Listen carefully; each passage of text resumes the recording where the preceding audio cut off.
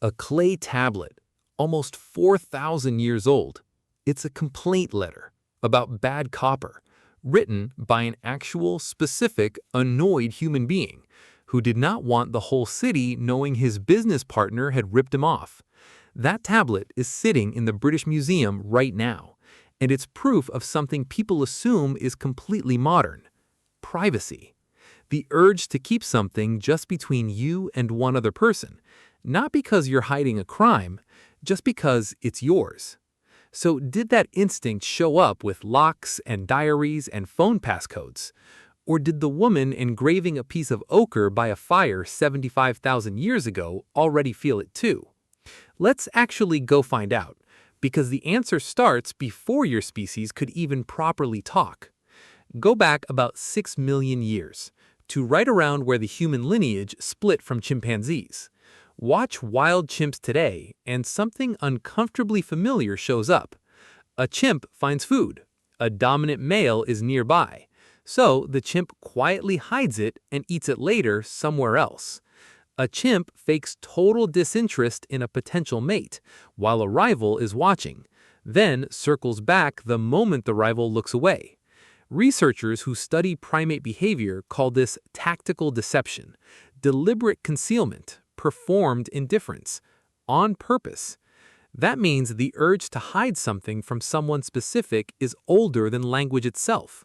We didn't invent sneakiness, we just got really good at it. Now, fast forward to roughly 75,000 years ago, a cave on the South African coast called Blombos. Inside it, archaeologist Christopher Henshelwood and his team found something remarkable: chunks of red ochre, deliberately engraved with cross-hatched geometric patterns, shell beads carefully pierced and strung, showing wear from being worn against skin. None of it useful for hunting, none of it edible. These are identity objects, things that say without a single word, "This is mine and I find it meaningful." And here's the quiet implication almost nobody sits with long enough. If you have personal belongings, you also have theft. You have hiding places. You have a reason to keep secrets about exactly where you stashed the thing you don't want taken. Privacy, even then, went all the way down. For most of human history after that, people lived in small, mobile bands, roughly 20 to 50 people. The same faces every meal, every morning, every night, around the same fire, in the same shelter, sleeping within arm's reach of each other. No door, no "I'll be in my room," no room, period. So was privacy just impossible? Not exactly. Anthropologists studying modern hunter-gatherer societies living in ways genuinely comparable to our ancestors have found something consistent across wildly different cultures. People build privacy out of agreement, not walls. You don't look directly at someone during certain private moments. You don't enter a particular part of the shelter at certain times. If someone turns their body toward the wall, you leave them alone. Break one of those unspoken rules, and it's treated as a real, serious social violation, even without a single physical barrier anywhere in sight. And there's one very specific behavior that shows up almost everywhere anthropologists have looked: sex. In a lot of animal species, reproduction just happens in full view with zero self-consciousness about it. Humans, even ancient ones, appear to have handled this very differently. Evidence from hunter-gatherer societies across multiple continents consistently shows people deliberately moving away from the group for this specific reason: into the tree line, after everyone else has gone to sleep, under cover of darkness, on purpose. Why does that matter enough to actually plan around? Because in humans, sex is tangled with jealousy, status, and alliances, in a way it simply isn't for most other animals. The moment something becomes political, and in human groups it almost instantly does, it becomes something worth concealing. Information about who's involved with whom is power, and people protect power. So yes, your ancient ancestors really were sneaking off into the bushes tens of thousands of years ago, and they absolutely did not want an audience. Some things, apparently, are just permanently, unshakably human. But there's a deeper layer to all of this. Not just what people hid from each other's eyes. what they hid inside their own heads. Did ancient humans have a private inner world? Opinions they never said out loud? Feelings they smiled over and buried? You can't excavate a thought. Consciousness doesn't fossilize. But there's one clue that comes remarkably close: cave art. The paintings at Lascaux in France, at Altamira in Spain, at Chauvet, dating back somewhere between 17,000 and 36,000 years. Horses, bison, handprints, half-human figures, drawn with real deliberate skill. And here's the detail that should genuinely stop you. A huge number of these paintings are deep inside the cave systems, not near the entrance where people actually gathered around the fire. Deep in chambers that required a torch, real physical effort, and total darkness to even reach. Why paint something in a place almost no one would ever see it? One leading theory is that these weren't public murals at all. They may have been closer to private ritual, something like prayer, something like journaling, just not meant for an audience. That's an inner life. That's privacy in one of its most profound possible forms. Quick pause here because this is honestly one of my favorite parts of the story coming up next. If you're enjoying this, subscribe. It genuinely helps.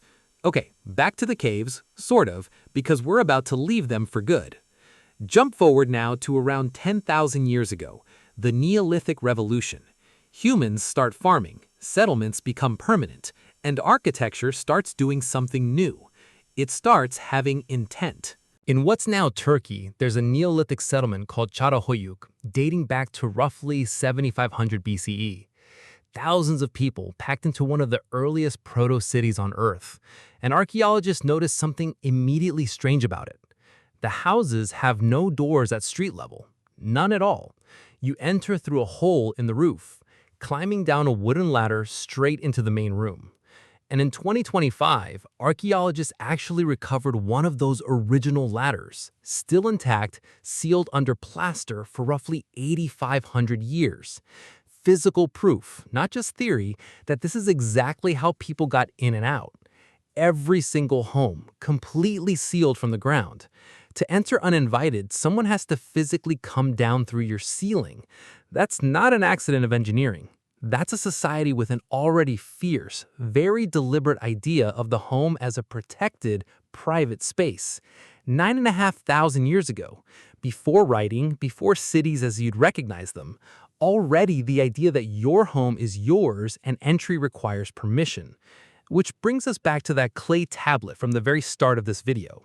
Around 1750 BCE in the city of a customer named Nani was furious. He'd paid for good copper and gotten inferior copper instead from a merchant named Ea. So Nani pressed his complaint word by word into wet clay, accusing the merchant of treating him and his messenger with genuine contempt. That tablet survived, got excavated, and ended up in the British Museum. And in the last decade, it became something almost absurd. An internet meme, because underneath the ancient language, it reads exactly like a modern one-star review, a private grievance between two specific named people protected and pursued entirely outside public view, 4,000 years ago.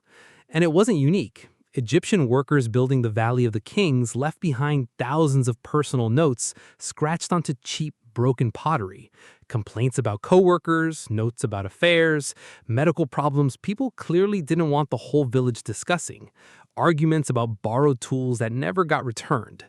None of it official, none of it meant for any archive, just ordinary people, quietly managing their own reputations exactly the way you do now. Step back and look at the entire shape of this. Chimps hiding food from a rival, humans engraving ochre just for themselves 75,000 years ago, people sneaking into the tree line for privacy with zero physical walls anywhere nearby, painters crawling deep into total darkness to make something no one else would ever see, a whole city sealing its homes shut from the ground 9,000 years before locks existed, and one furious, specific man protecting his own grievance in wet clay. None of this needed smartphones or social media or a single modern anxiety to exist. It needed exactly one thing: a sense of self. The moment you understand you are a specific person with an inner world that isn't identical to everyone else's, you almost automatically get a concept of mine versus yours. My thoughts, my things, my business, and not everyone else's. That moment happened astonishingly early, long before pyramids, long before writing, long before anything you'd casually call civilization. Here's a real question, and I genuinely love your answer in the comments. Out of everything in this video, which surprised you more? The idea of humans hiding art in total darkness on purpose, or an actual angry 4,000-year-old customer complaint? Tell me down there, I actually read them. And if this changed how you'll think about your own passwords tonight, tap like before you go. Because that instinct you have right now to keep one folder, one conversation, one thought completely to yourself isn't some strange modern glitch. It's one of the oldest, steadiest threads running through your entire species. Every cave painter who went into the dark alone. Every person who ever hid a keepsake somewhere no one else would think to look. Every furious letter pressed into clay instead of shouted in the street. All of them were doing exactly what you did the last time you closed the door, lowered your voice, or quietly turned your phone face down on the table. Protecting the part of yourself that's yours, and yours alone to share. Apparently, we've been doing that since long before we even had the words to explain why.